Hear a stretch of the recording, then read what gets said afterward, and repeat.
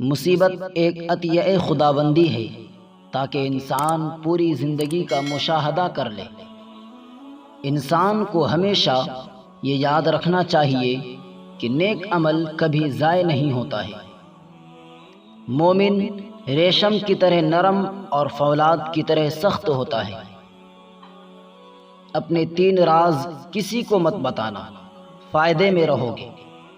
Number 1، اپنی کامیابی کا راز۔ اگر آپ اپنی کامیابی کا راز کسی کو بتاتے ہیں تو لوگ آپ کی نقل کریں گے، لیکن اگر انہیں ناکامی کا سامنا کرنا پڑے تو وہ آپ کو ملامت کریں گے کہ آپ نے انہیں غلط بتایا۔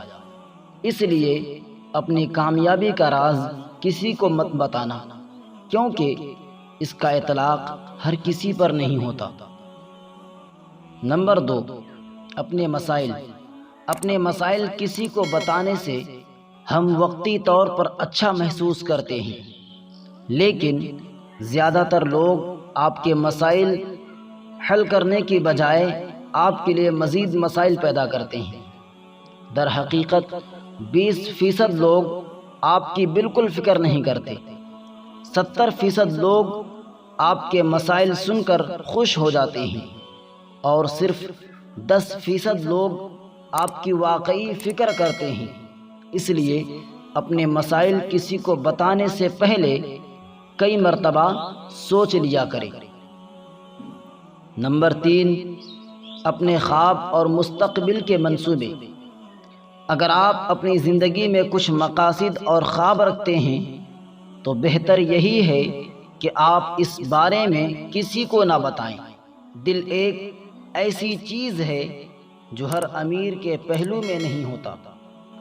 یقین ایک عظیم قوت، انصاف ایک بیش بہا خزانہ، اور صبر ایک عظیم سعادت ہے۔